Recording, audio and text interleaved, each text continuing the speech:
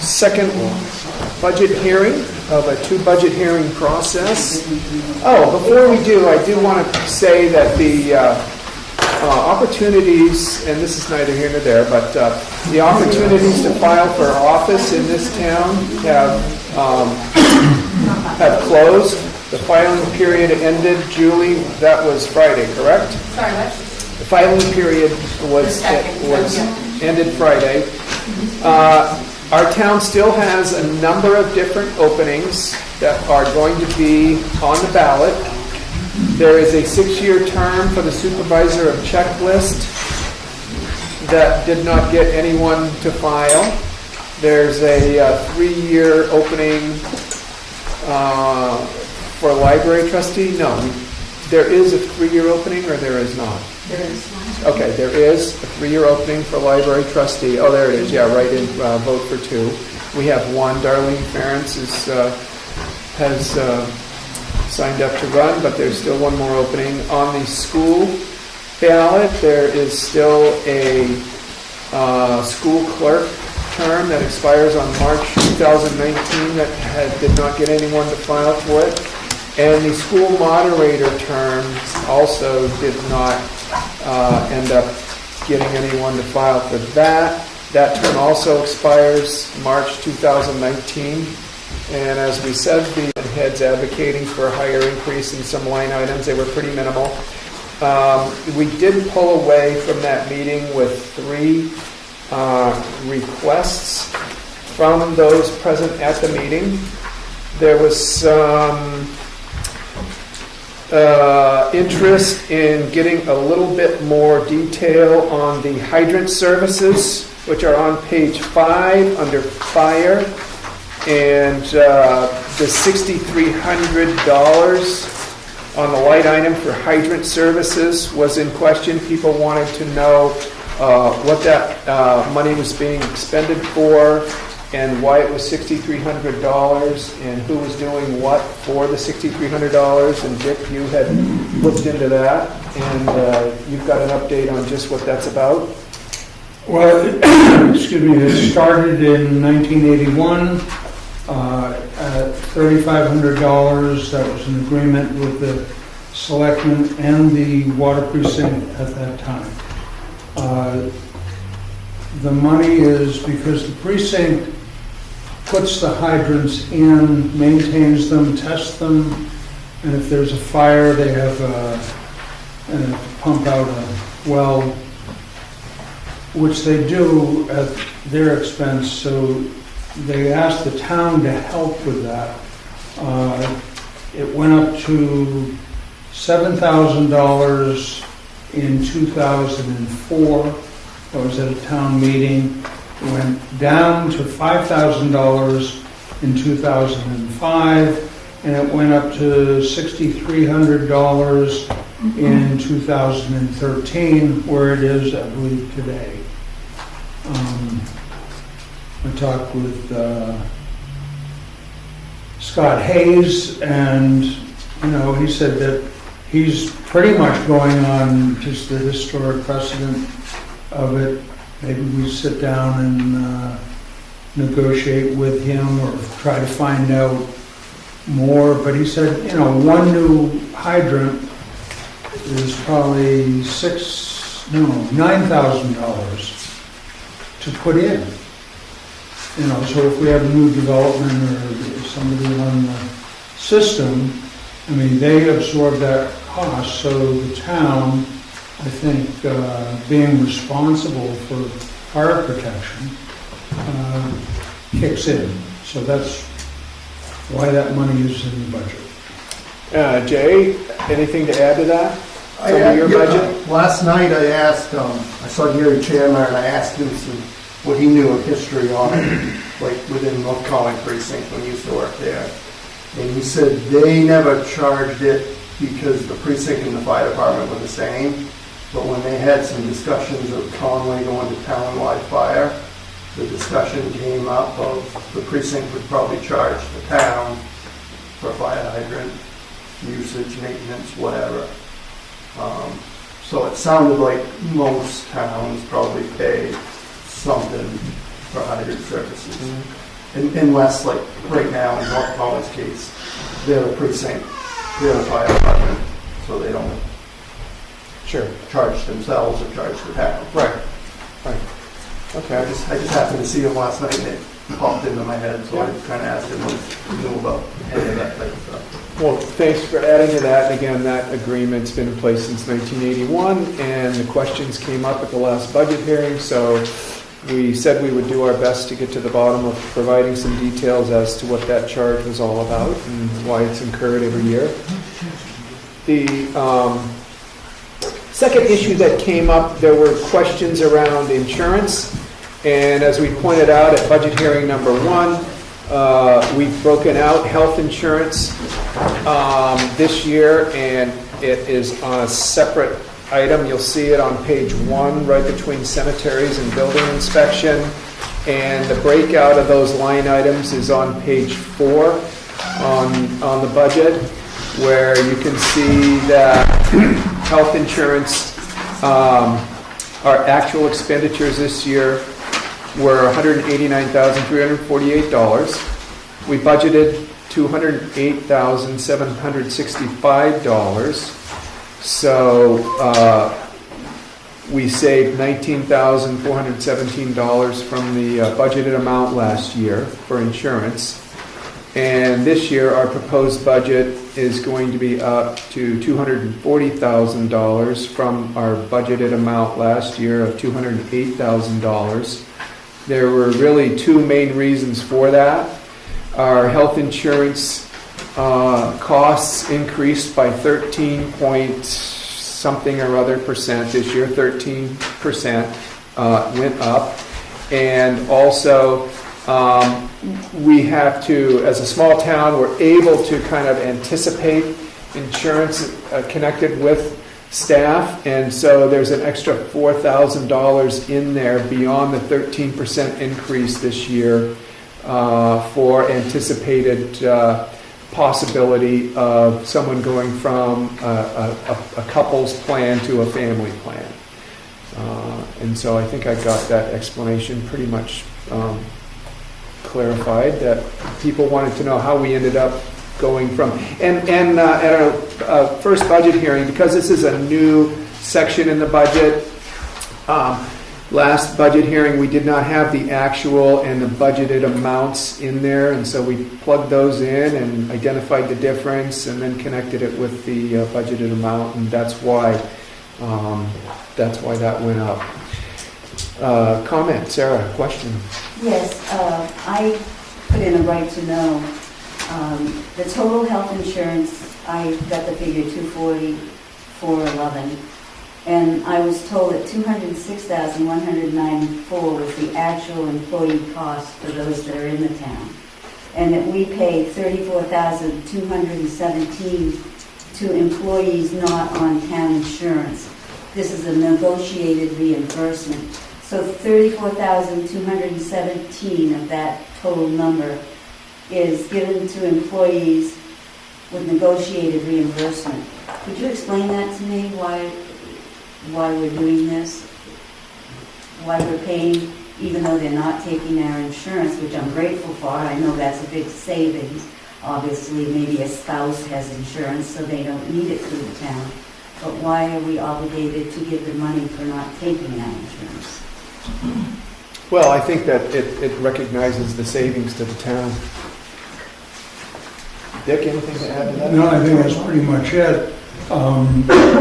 They're not receiving that benefit, and so the town takes that money, and in order to, kind of compensate, they could take the insurance, they could come on ours, but they keep it that way, and we feel that it's fair to negotiate a figure to compensate them for what they would not get in an insurance benefit.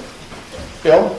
I'm trying to remember, but in past years, that's been asked, I'm going back a ways, but it was at that point in time, I believe, as a selectman, you had, by statute, you could take advantage of town insurance at your cost, but at the town rate.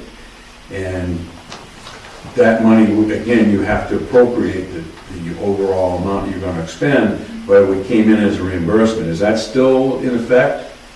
So, because I know some past selectmen had taken advantage of town insurance and they paid the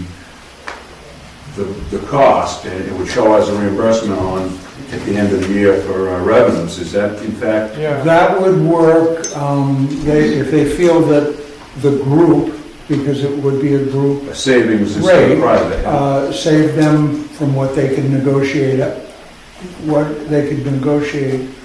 on their own in the private sector, so they just come in. So we raise that money ahead, I mean, that's our end of it, and then they reimburse us throughout the year.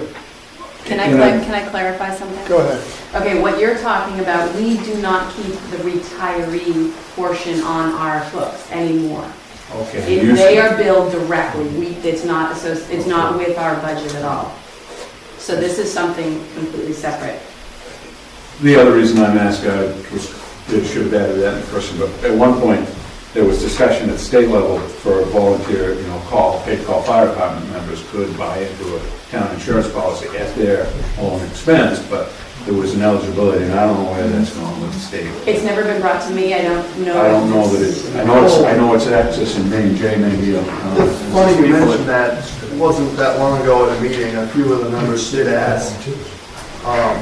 Subject came up of, do we get on the town insurance at our own cost? And I don't know, we talked about it as maybe that'd be an incentive to get people to, join or belong or show up more often if they could get the quality town insurance. I mean, they still have to pay for it. Mhm. So that's nothing we've ever talked about, but maybe something we should talk about someday. Okay. Karen? Just in regards to what Sarah was saying, that difference in that 34,000, that's paid out. I'm just, because numbers is what I do, is that done in the W-2 or is that a 1099 to any individuals who get paid out? At the end of the year, they must, for tax purposes, claim taxes on it? Do you know if it's a W-2 or a 1099? We can look into that. It's W-2. Okay. We don't have a third budget hearing scheduled, but we can certainly look It's a into... W-2. Thank It's you. a W-2. Okay. Sarah, another question on the insurance? Right, just to follow up on that, to make it clear to everybody, this is what the selectmen did to some of our employees to say, well, we thank you for not taking our insurance, so we're going to give you X dollars. There could be 5 people that are getting a reimbursement, there could be 2 people that are getting a reimbursement. But bottom line is, these are my neighbors who are saying, I'm not just being a nice person in the fact that I have insurance. I am capable of having a good insurance through my spouse, but I do feel you as my neighbor should give me a bonus for not taking it. And it affects my taxes. Well, I guess that's one way of looking at it. I know it's not uncommon at all. It's dealt with. It's done in the school district. I'm an employee in, and it's my daughter's work does the same thing. So it's not like it's a rare occasion when that happens. Julie? And just to clarify as well, if we did not offer this, the employee would be allowed to take full insurance. to take full insurance. Correct, I understand that. But again, my bottom line is, these are my neighbors. And my tax bill is going up because of it. And I would be interested to find out, when you say that, I have talked to private individuals who own their own business and so on and so forth, who have the same type of situation, and they don't do it. Possibly nonprofits and other businesses do, but I don't know of any private enterprise that I've spoken to that do this practice. Okay. Was there another hand in the back? Okay, so those were the 2 items that we wanted to get some clarification on, and were asked at the first budget hearing to spend some more time looking at and explain. And so now we can, after having recapped the 2 primary questions that came up from our first budget hearing on the 23rd of January, we can go through the budget again. We felt like everything that we had gone through for the first 6.5 pages was pretty clear, everything that represented the operating budget. Did anybody have any more questions about any of the operating budget? Yes. Again, is that, I'm flipping through, and that's where the 3% raises are for our entire crew? Yeah, we spent quite a bit of time on that in budget hearing number 1. Okay, Yeah. but again, my comment is, these are my neighbors, they're working for me in the municipality aspect. And again, we're all reading the newspapers and seeing where the town, people that work in non-municipal type of jobs, private enterprise, let's say, and we're finding that they're not getting these 3% raises, or they're not getting 80% of their insurance paid. And yet we anticipate that all should,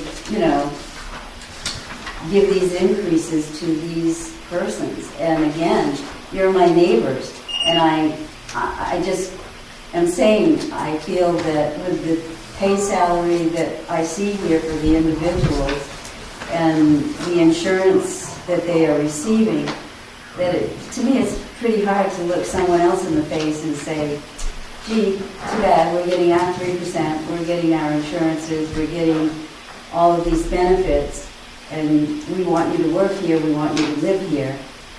But, how do I take care of that 3% every year when I'm not making that 3%? You know what I'm saying? I'm just saying my salary isn't going up 3%, so how do I take care of your salary at 3%? Did your hand go up, Chris? No. No, but I'd like to comment on it, but Sure. I thought that gentleman was going to say something. Oh, I thought I saw a hand up over here.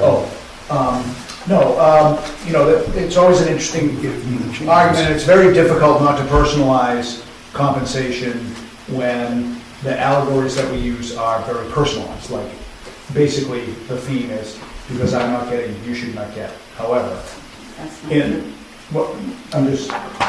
I want to express myself because it's hard to talk about compensation when, some people may not be getting the same thing as some other people. However, we talked last week, and I know, or 2 weeks ago, you weren't here, I know that most recently, the Bureau of Labor Statistics reported after the labor report that came out at the end of December, that's since been published and ratified.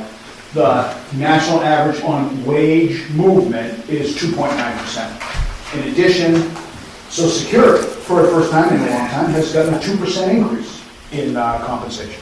So we're seeing on a national level wage movement upwards as emblematic of the general economy. Localized, we did some analysis of wages and compensation. And I know that it has been commented by some about what this town or what that town is doing without any kind of qualification. But I specifically contacted members of the town of Conway, the Sheriff's Department, Tamworth Police Department, Madison Police Department. I didn't contact all departments, but also the town municipal. The town of Conway has a 3% contractual raise. The Sheriff's Department has a 3.33% contractual raise spread over 3 years. It's a 3%, a 4%, and a 3% average, 3.33. The town of Conway municipal side of the house has a maximum up to 3%, and they have a scaled raise depending on performance measures and matrices that they utilize. So there's actual raise activity for comparable work. And I think that's what's also important when you're comparing and looking at wages and compensation. You've got to look at the market within the field that people are working. You don't compare doctors to people who work in a movie theater, right? I mean, you want to compare similar jobs to similar jobs. So municipal workers and police agencies, we're seeing a pretty steady trend of around 3% for compensation.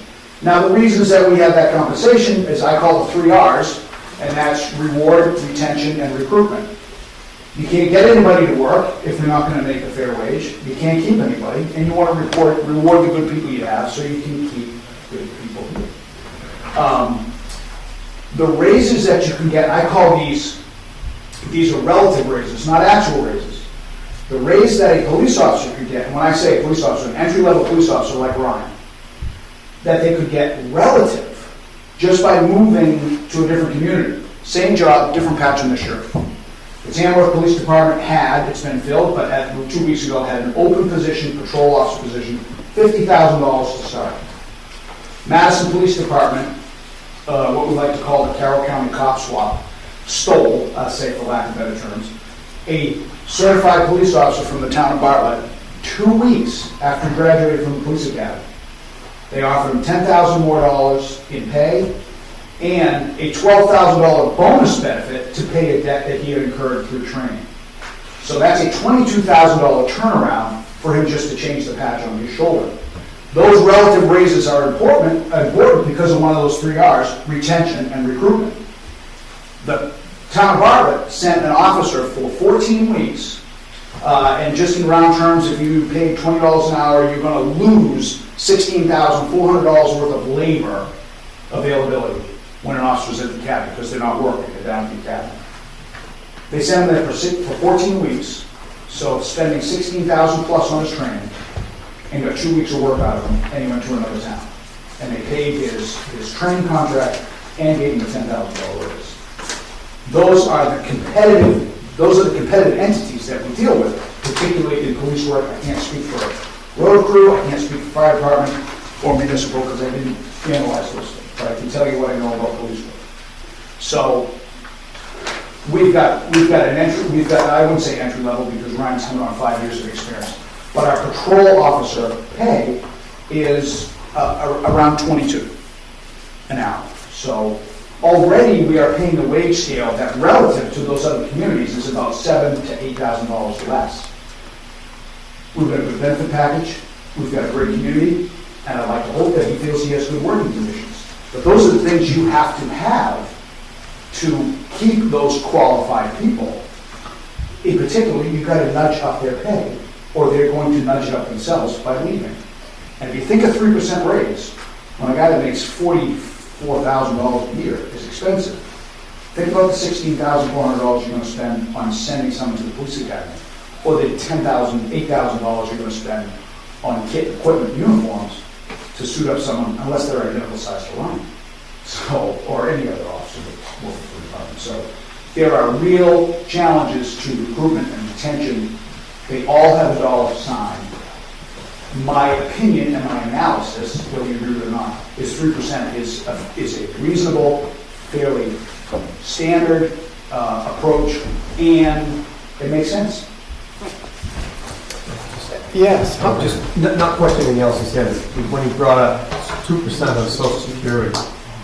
Yes, Social Security did go up 2%, but Medicare, in other words, I got a 2% increase in my Social Security, but my Medicare went up enough. I'm making less money this year than I was last year, not counting the supplements. Just, we talk percentage. Any other thoughts on the insurance piece that we're discussing right now from anyone who hasn't had a chance to comment yet? And then I'll circle back around one more time for you, Sarah, if everybody else is done. Well, it's not about the insurance as much as it is about what Officer Perlin was saying, but I would think that if Jackson ever should get into a situation where we decide that we're going to go and put somebody through an academy, I would hope that we would get a contract from that person to say, we're going to keep you here, or you have to reimburse us. Oh, I can't imagine Bartlett wouldn't do that. Like they did. Expended this amount of money. They did. The town of Madison paid it. Oh, they did. Okay, so it's not. Those are the line forces you're competing about. Okay. I agree. I think, there's two schools of thoughts on training contracts. I agree with you. They should have some skin in the game because it has a value. Absolutely. But there are agencies desperate enough or flush enough, they pay the value. So that becomes a weak negotiating tool. Yeah. So, but I would agree. I completely agree. If we send somebody to the academy, they're going to be indebted for an amount of money. Yeah. And I apologize, the conversation was not about the insurance. We had moved on to the pay rate increase. So are there any other comments before we move off of that? Yes? I just have one comment. I agree wholeheartedly, but the third part you talked about was reward, the 3%. It's common practice for me, if someone's doing good, you give them 3%. If someone's doing average, you don't reward everybody with 3%, because then you're not really rewarding somebody who's doing either a poor job or a mediocre job as the same person who's doing an excellent job. So instead of a standard 3%, could it be up to 3% at the discretion? And I don't know if that's how it works today, if it's up to 3%, or is it just a blanket, everybody gets 3%? Well, you will find most municipalities have a step. And so understanding that at any given year, cost of living increase is going to be somewhere around 1.8 to 2.2, and the general discussion is if somebody's not performing at an acceptable level in this town, why are they working here? And if they are, we approve of the performance, and the performance evaluations in their files reflect that, and shouldn't they end up with a 1% rate of increase compared to a cost of living increase? Is kind of the logic that we used on that. B. You were, at one selectmen's meeting, it was proposed you were putting it in policy. They would give a 3%. If it's in policy, they automatically get it. It's in your policy. We entered it into the personnel handbook for us to make clear to people who work for the town what our intent is. But we don't have a step system that we develop and create based on certain entry-level positions or years of service, or like you'll see in school districts and whatever. So then you automatically get it if you approve. We would propose that and advocate for that, yeah. And again, last year we were here talking about this too, and this is what we spent most of our time on in Budget Hearing 1, and we can spend plenty of time on it here today as well. We did a study last year on similar towns that went beyond just police performance, and our staff ended out, whether it was a road agent or town offices, town clerks, tax collectors, was in a pretty decent shape position, and compared to other towns of similar size, that we were on the low end of the scale. And so that further justified for us a 3% increase. We'd love to get the people who do the good work for this town at least in an average level with their counterparts in other similar towns. Any other comments about the wage proposal? Then we can move on. Sarah, one more comment on wage proposal? Maybe I missed it in there, but when you say employees, does that include volunteerism as well? Is that firemen are getting a 3% raise as well? No. That attend meetings? Jay, did you want to address that? You mean on the call firefighter side? Yeah. Yeah, they don't get raises unless we determine that they're low, and then we specifically increase the budget line item for that, but they don't, it's not a regular basis. I know of maybe 2 increases in 15 years. And there's none this year? Huh? There's none this year? None this year, none last year. It was 3 or 4 years ago they got one. Okay. Bill? I just want to say, I think 3%, I know we all have issues. I mean, I'm on fixed income now as well myself, and buy my own private insurance. Very poor plan, but you look at the other things, we're spending almost $250,000 to put in capital reserves. We're contributing $3,000 for fireworks, but we're talking about keeping our employees and keeping the ability to entice employees for a 3% raise for the town. And you look at the valuation that's in this town, I personally would like to say, I think it's money well spent. Very good. Karen? And it's not an answer I need now, but when you mentioned that you did a comparison with similar-sized towns, my question is it similar-sized towns or within the valley? Because Chris mentioned that he did a comparison with other towns within the valley. So just later on, if I could find out what towns that you compared it to, that's all. Yeah, they're all on record. I mean, not every single town reports to the state, but what we did was we looked at towns that were similar in demographic, population. Jay, And did your hand go up? Those are available? All the Those reports are information available? that we create is available to anybody Thank you. that wants to see it. I know on the fire chief side, when me and Julie worked on that extensively a year or two ago, it was towns all the way from northern part of the state to Middleton. So We so had you did use Nashua, insurance? of course, but Yeah, Karen, I think I already gave one of those to you last year. We didn't have it available at that point, but it was a different one we were looking at. so when we did that, no, it wasn't just the valley, it was all Oh, the way, wow. all the Thank way down the middle. Comparing your job to everything. Okay, So if you can't find the copy from last year, we'll get you another one. thank you. Okay, more? We move on then. So we've discussed salaries. Is there anything else in the operating budget that didn't come up last time because we addressed everything that did that anybody wants to address? And if not, we can move on to warrant articles. So will the warrant articles begin on page 8.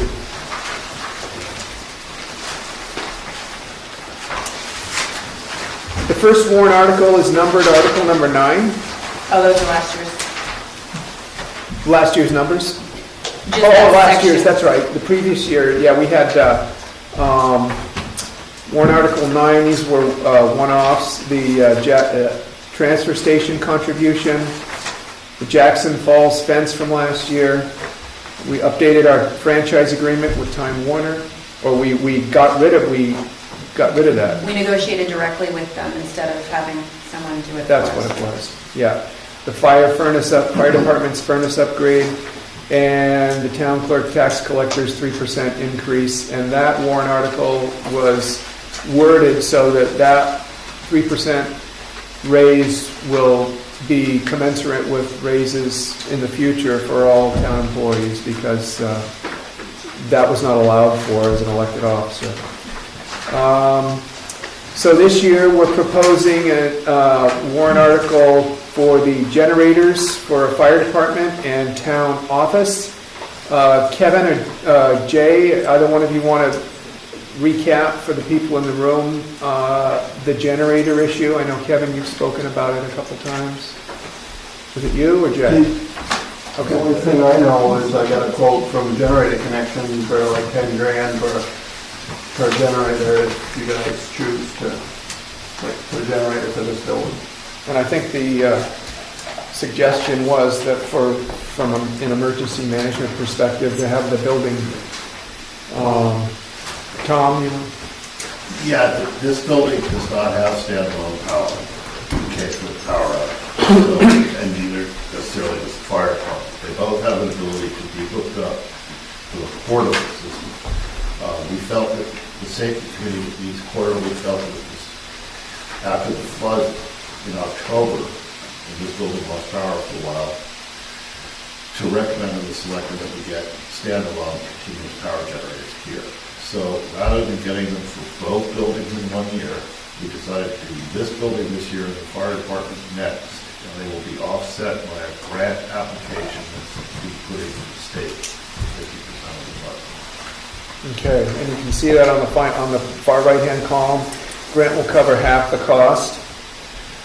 And so at the same time, we have a warrant article here, and we need to go on record on how we feel about it. Mr. Bennett? I support it. Okay.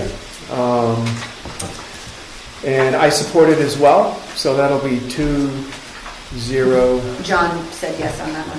Oh, okay. Was he able to He vote on these by proxy? He voted on everything but petitions. Yeah. Okay, great. Thank you. And John had a work commitment he couldn't get out of tonight, was where his conflict was. So the next warrant article down, the Phase 3 of the transfer station, the Bartlett-Jackson Transfer Station Committee, which is made up of the 2 boards, 3 selectmen from each board, has identified the needs for Phase 3 of the transfer station. And as that's a 50/50 project up there, each town will request $85,000 from its voters at the town meeting this year. So, does anybody have any questions around Phase 3 of the transfer station? Hand up, yeah. John's not here, so obviously he can't answer that, but has he indicated to either one of you that he feels there will be any difficulty getting the same amount from Bartlett? No, the last time that was discussed was at a transfer station meeting where we were all in attendance, and so the town of Bartlett has supported the first two phases without any issue, and we're on the home stretch here, so we don't anticipate any issues. The second budget hearing of a two-budget hearing process. Oh, before we do, I do want to say that the opportunities, and this is neither here nor there, but the opportunities to file for office in this town have closed. The filing period ended, Julie, that was Friday, correct? Sorry, what? The filing period was ended Friday. Our town still has a number of different openings that are going to be on the ballot. There is a 6-year term for the supervisor of checklist that did not get anyone to file. There's a 3-year opening for library trustee. No, there is a 3-year opening, or there is not? There is one. Okay, there is a 3-year opening for library trustee. Oh, there it is. Yeah, right in, vote for 2.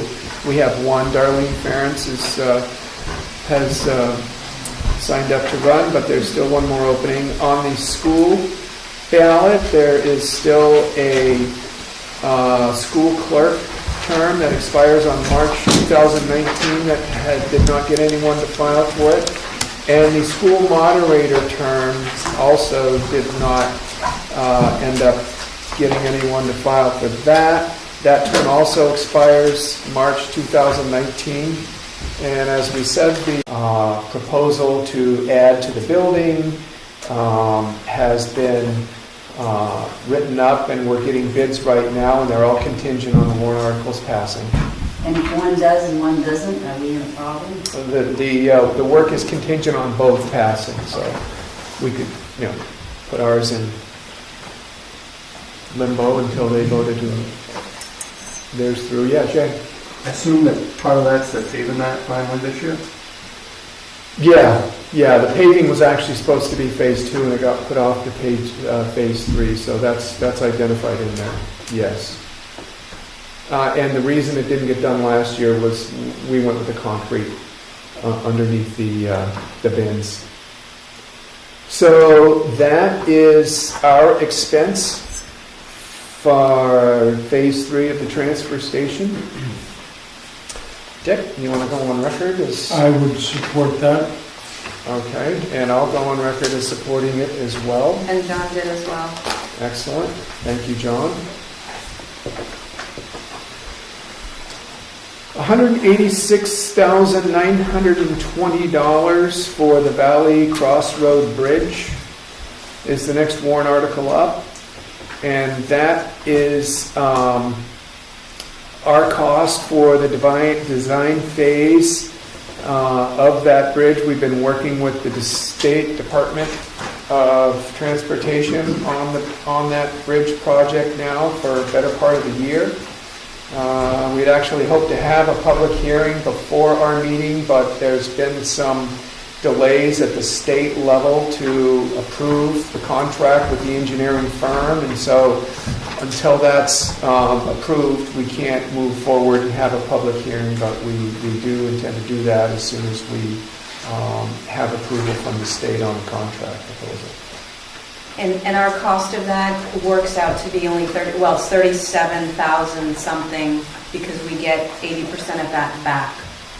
Yeah, we'll be reimbursed by 80% on everything connected with the bridge. It's going to be $1 million bridge, roughly, and so it will cost us $200,000. And that was the decision that we were faced with, was that we could put some cosmetic renovations in and look to shore up the footbridge, and the cost estimate for that work was going to be around $200,000, or we could end up with a brand new bridge on an 80-20 aid agreement with the state and have a brand new bridge for about the same cost.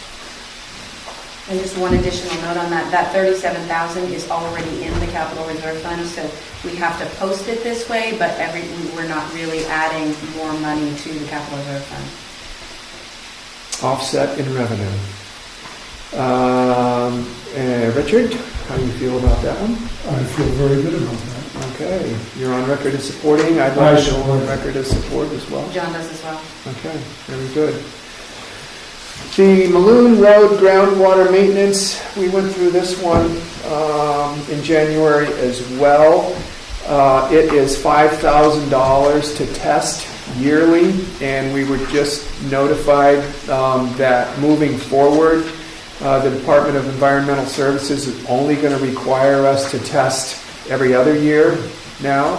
So we put an article together to fund half the amount, and we added $500 just for some padding in there in case there are incidentals connected with the testing that take it above $2,500. But the cost estimate for testing every other year is going to be $5,000.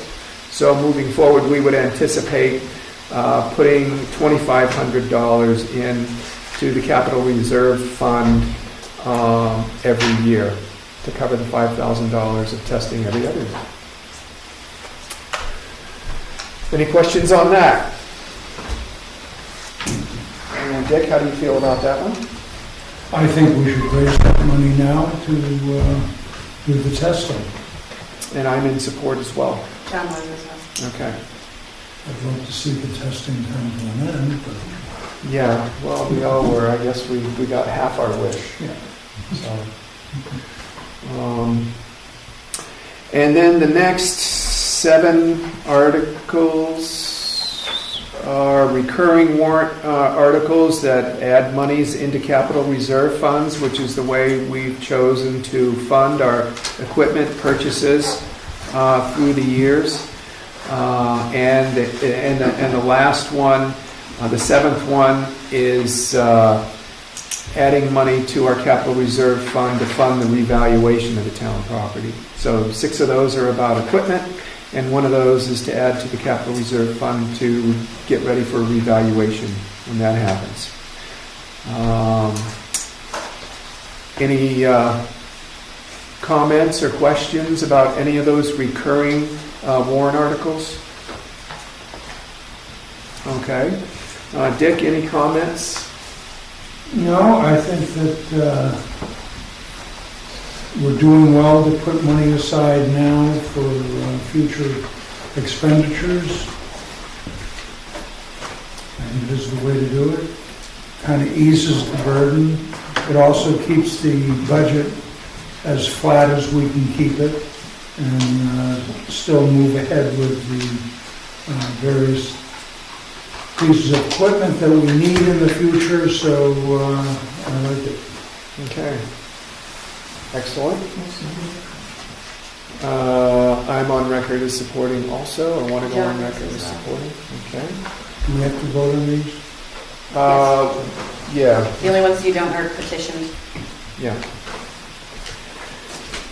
So down at the bottom of page 8, all lumped together, and going on to page 9 as well, are 6 different funds.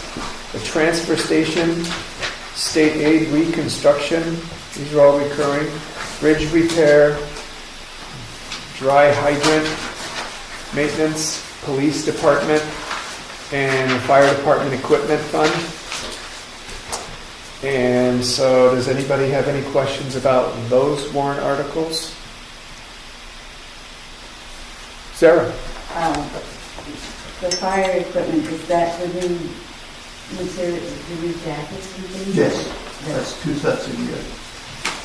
Actually, less than 2 sets. But that's what... But it's for the year. I mean, it could be used for other things, but that's pretty much what it's for in town. Okay. And it will also end up creating 8 sets of spare gear from the gear that gets replaced over time as well. Will come from the main gear pool. Any other questions about those warrant articles? Very good. And then the typical set of aid articles are all rolled into one. Bob, did you all agree on that last time? Oh, I'm sorry. Did are you? I'm in favor of last set of Thank you. 6. Watch me like a hawk. I'm in favor as well. John is as well. Okay, good. All right. So then we've got the aid requests from Children Unlimited, Tri-County CAP, the Gibson Center, White Mountain Community Health, Conway Area Humane Society, Starting Point, Northern Human Services, Eastern Slope Regional Airport, Jackson Chamber of Commerce, Fireworks Fund, and the Jackson Chamber of Commerce Beautification Project. And a lot of those requests that don't necessarily have nice round figures connected with them are based on funding formulas that those organizations use to determine what they believe our share of a cost should be based on the residents that utilize those services. Any comments on any of those organization requests that'll be on your warrant article list when you get to town meeting? Okay, very good. The State Highway Block Grant. I'm in favor, I suppose. I would like to be in favor also. John is as well. And John is as well. Thank you. State Highway Block Grant. That's That's just another. moving to the operating budget. Okay, great. And that is in the Highway Department's part of the operating budget. Plan New Hampshire for Municipal Technical Assistance Grant. And this is an amount that is to be refunded. This was for the affordable housing project, and so we have to appropriate $17,550 to support the work that we ended up getting a $13,913 grant for. So we're only out the difference of that, but we have to appropriate the full amount. Yes, $3,638. Is what it will cost the town for that technical assistance work. And it's about really about a group in town that's looking to improve the affordable housing market in our town. Headed primarily by Scott Badger and Betsy Harding. You may have seen some information about it in the newspaper or whatever, but that's what that's about. And Richard, how do you feel about that warrant article? I am for it. Okay. I'll support it as well. John is as well. Okay. That's the highway block grant. That is the Plan New Hampshire. Oh, Yeah, highway block grant is I'm just showing it here because I'm moving it. So we have 2 petitioned warrant articles that will be on your list this year. One of them was a return of a warrant article that was on last year's list, the exemption of solar energy from property tax. And our town assessor had kind of like good things to say about it as well as not so good things to say about it. It basically will not have property values go up by the amount that you invest in a solar system on your property. So even though a solar energy system installed on somebody's residence would increase the value of the property value will not go up due to that, by that amount. And so that would typically be something that Jason would do as he goes around and values property, is like your home is worth X amount of dollars. Well, if it's got a solar energy system on it, it's worth X amount plus Y. And so Y would not be factored into the property value of the residence moving forward if the voters support that warrant article. So there's no money attached to that warrant article, but you can consider it as having an impact on your tax base in that sense. So that has been a petitioned article. I don't know if we know who the lead signature was on that. Lori Gabriel. And this was, again, this warrant article came to us last year very late, and Town Council had some problems with how it was worded and expressed his concern about whether or not it would be binding the way it was worded if it were to pass. And so it was not passed at town, and if you were at the town meeting, we had suggested that the group work on the wording of it, allow us to run it through our town council and vet it, and bring it back this year if it was their desire, and they've done that. Yes?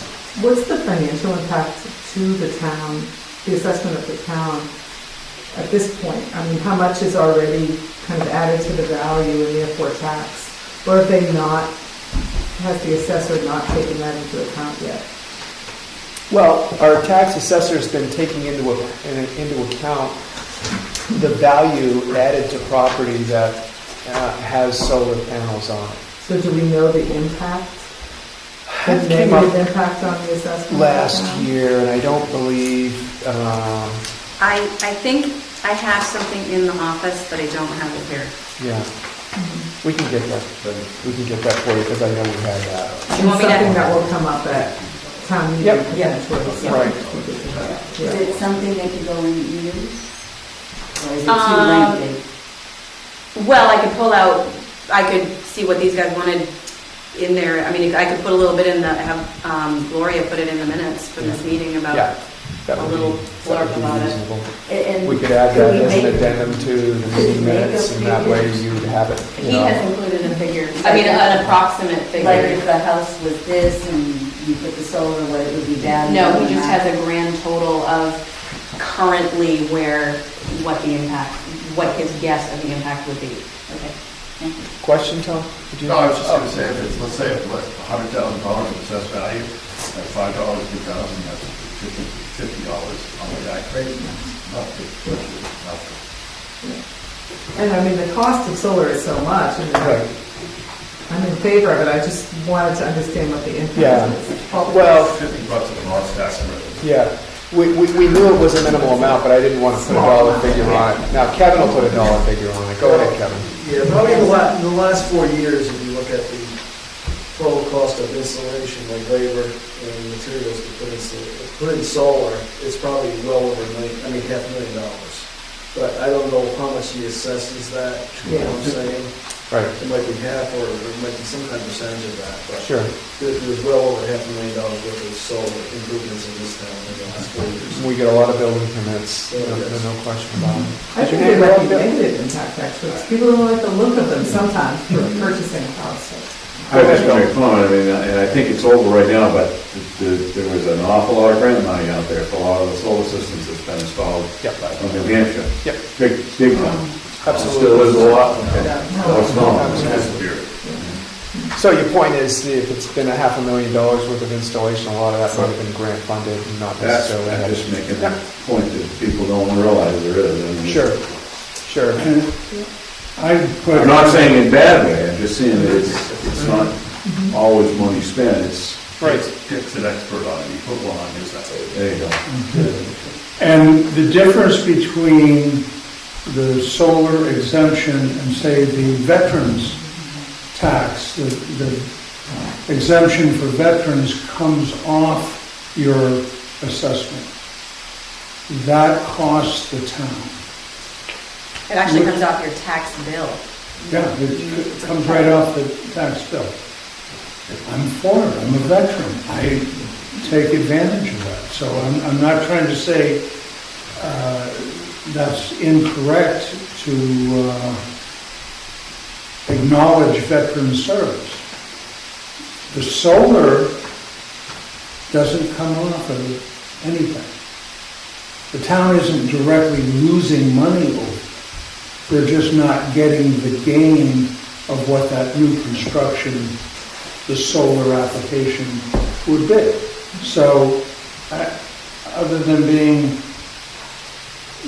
kind of it's not costly to the town. It's a good thing to do. In time, we're going to have all kinds of solar. That's where we get our energy. We don't do anything without the sun's out. We may as well adapt to it. Is a question. Yes. I'm correct in thinking that you are planning board liaison, is that right? So, while we're talking of solar, just quickly, can you tell me if the town has any direction in that manner? I mean, there's a difference between putting solar panels on your house roof as opposed to putting a line of them on your lawn, so to speak. Absolutely. And so I guess I'm saying, does the town have any, in the planning board ordinances, is there anything in line with that to think about to protect neighbors from Solar infringement. Right. No, I don't think so. And, it also has to do with the height ordinance, because your house at 35 feet eclipses the solar gain of this house at 25 feet. Wind generators, somebody decides to put up a windmill, that could be, I think, way more offensive than just the visual impact of a solar array in somebody's backyard or front yard or whatever. So yeah, I think there's a lot of discussion there to protect both sides of it. Correct, but I think it's something, as you just said, is something that's going to come about. So possibly that's something that should be Brought to the planning board. Yes, ma'am. Okay. Any other discussion on the solar energy from property tax warrant article that you'll see on your list this year? Very good. And so the petition warrant articles can have the selectmen take a position of support, against, or abstain. And we had a brief discussion about this last year at the budget hearing. What's your sense on that, Dick, moving forward I'm this year? still for it. You're for us weighing in and on this warrant article. So I'll go ahead and go on record as being in support of that as well, Julie. I don't know if John has weighed in, because we didn't know whether we were going to take a position on the petition warrant article. Correct, he did not. Okay. So we can find out from him how he feels about it, since we've decided on that warrant article that we would take a position with Mr. Bennett's leadership. The second warrant article that is positioned is asking the town to support an amendment to the United States Constitution. I will read. Now, this is not what is going to be in the warrant, because I have to put exactly what was signed by people. This is the simplified article. Okay. And this is a petition warrant article headed by Betsy Harding and signed by 36 other Jackson voters. To see if the town will vote to approve a petitioned article in favor of declaring that rights and protections belong to natural persons of the United States, but that corporations shall not be considered to be people. And in favor of permitting and restricting funding for elections of federal and state candidates, and therefore directing New Hampshire state legislators to ratify such a constitutional amendment. That is the summary wording of the warrant article that you'll find at town meeting. And so this was another one that we had a conversation about as selectmen, or that was up for discussion, and everybody weighed in, I guess. And I'm not sure how you weighed in on this, but we were all asked to kind of express whether or not we felt we should be taking a position on the warrant article, or just letting it go out and seeing how the townspeople felt about it. Any I thoughts? definitely think it should go to the vote at this time. Yep. Should we weigh in whether or not we're for, against it, or abstaining, or just let it go out without a selectmen's? I would say just put it out in front of the town. Okay.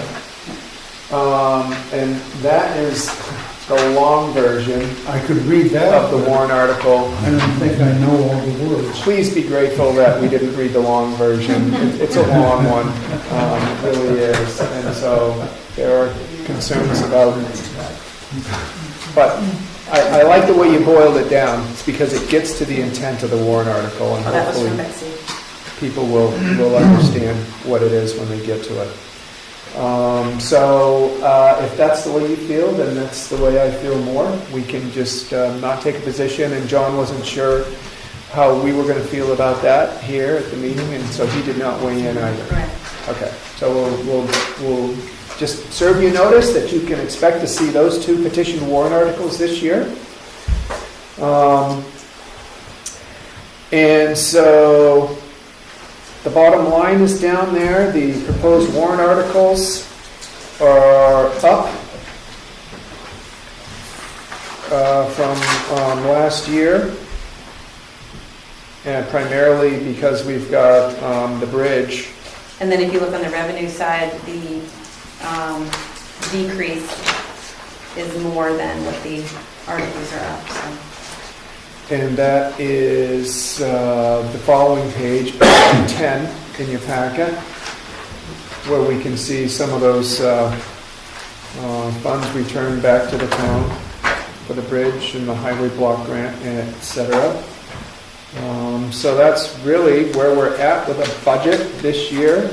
Our budget last year and this year is there for you to see as well. Page 11 basically talks about the impact of the municipal budget. Last year, the municipal budget represented 38.5% of your tax rate. This year, it will represent 36.9% of your tax rate, so it's a little lower. That was actually comparing 16 and 17. Oh, 16 and 17, I'm sorry. And then getting at 2018, without unexpended funds being contributed, which we typically do to offset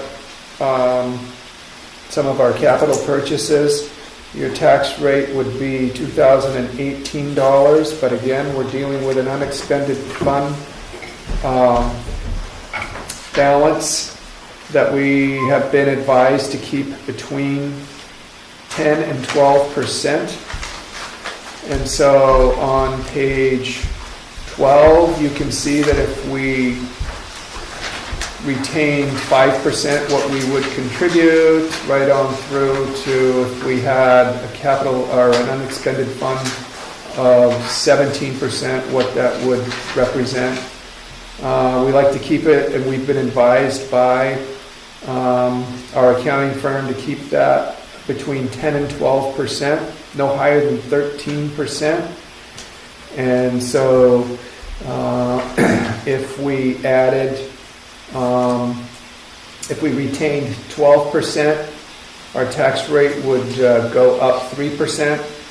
If we retained 11% in that unexpended fund balance account, we would be at a 0% tax rate increase. I think we're planning on coming in right around 1.15% is what our projected increase is going to be on the municipal tax rate to keep the budget at about, or the unexpended fund balance at about 11.5%. Is that what?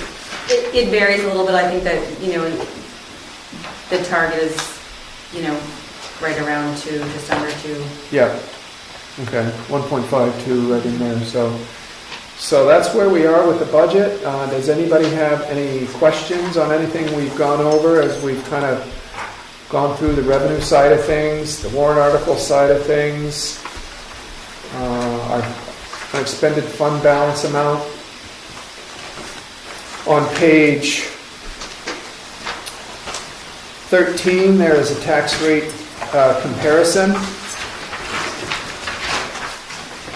And that's where you'd see the municipal tax rate listed on the top and the projected percentage change was 1.15%.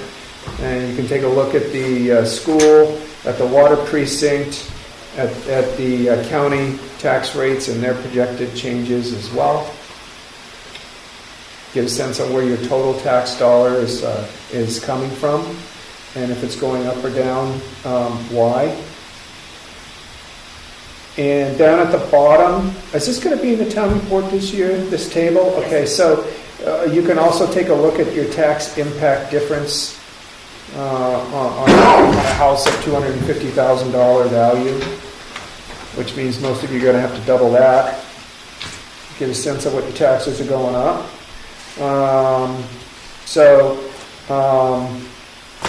Even without the water precinct, which had a major project that impacted their tax rates, if you are a water precinct customer, you probably already know that. On page 14, this is a capital improvement list that we put together about 3 years ago, 4 years ago, and you've seen it in the town report every year since then.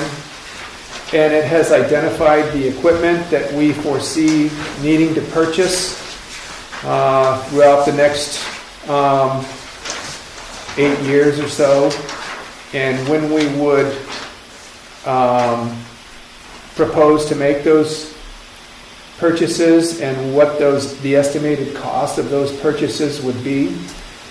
And then down at the bottom across on total, we get a sense of what we would be expecting to ask the voters to approve in the warrant articles for those equipment purchases each of the years. We're trying to spread them out a little bit, as well as identify historical precedents on how often we've purchased fire trucks, dump trucks, backhoes, etc.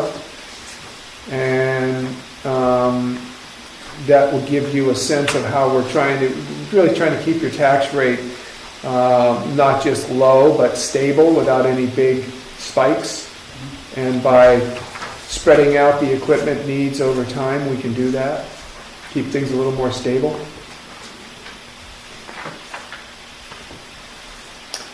And so, are there any other questions about capital improvements and what we see for long-range needs moving forward? If not, then we've got page 15, which lists the salaries of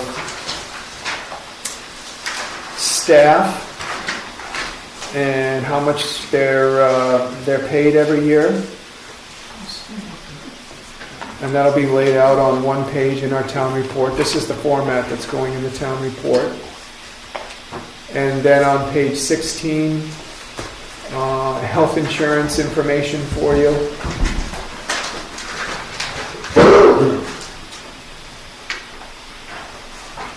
And that's what we've got for your budget hearing packet. Julie? Last time, someone did ask about the capital reserve, how we did as far as the percentage with the whether we were breaking even with the fees. There's a little, Oh, yeah. there's a little thing in there that's, if you want to read that, that was in the trustees of the trust funds last meeting. That's right. And so the question was really how much do we make off the capital reserve fund? And so we didn't have that information at budget hearing 1, but within the minutes of the trustees' December meeting,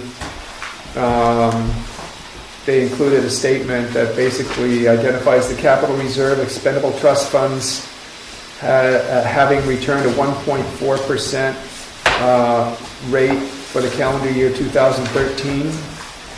And so, I'm sorry, 2017. Chris? I think you left. He left. Okay. But at any rate, he kind of was the one that came in here and headed that committee to look into trust funds, which are typical municipal trust funds that are run by banks. We didn't used to have to get anything back from them. They had it reported Absolute that minimum. prior to joining Bank of New Hampshire, we were getting 0.38% versus 1.40 now. Yeah. So it's worked out in the town's favor to do that. Obviously, they're not very high-risk bonds, but they bring us something in that wasn't here before. And we felt it was a more